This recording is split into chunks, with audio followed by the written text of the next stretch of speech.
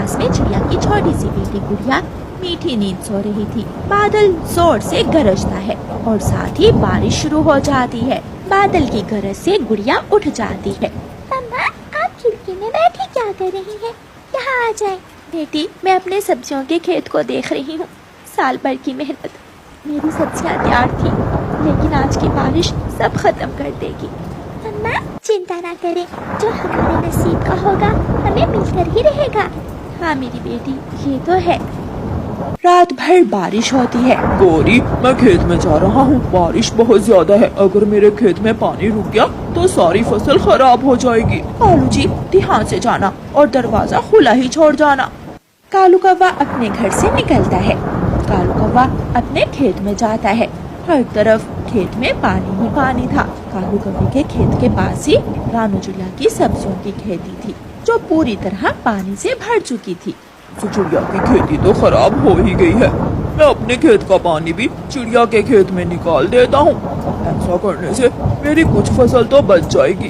कालू कौवा अपने खेत का बंध तोड़ देता है और उसके खेत का सारा पानी रानू चिड़िया के खेत में जाने लगता है। कौवा इधर उधर देखता है और तुरंत वहाँ से घर चला जाता है। कालू, क्या कुछ बचा भी है या सब बर्बाद हो गया? गौरी, अब तो बर्बाद होगी रानू चिड़िया।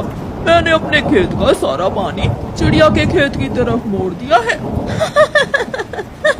वो छोटी चिड़िया सुबह सबके सामने जाकर रोती फिरेगी।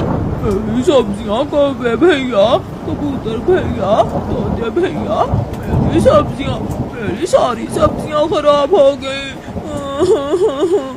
वो ऐसे रोती फिरेगी। दोनों कौवे बातें करते हैं और सो जाते हैं। रात भर बारिश होती है और सुबह जाकर बारिश थम जाती है। मम्मा चिड़िया सुबह सवेरे ही अपनी बेटी को सोया हुआ छोड़कर अपने खेत में चली जाती है। लेकिन चिड़िया के खेत का तो मंजर ही कुछ और था। वो खेत नहीं, कोई दरिया लग रहा था।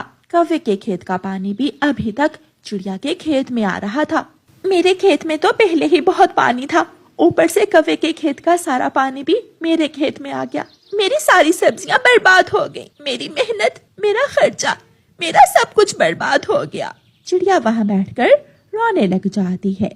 अरे मम्मा कहाँ गई है? शायद मम्मा खेत में सब्जियाँ देखने गई होंगी। गुड़िया भी उठ जाती है।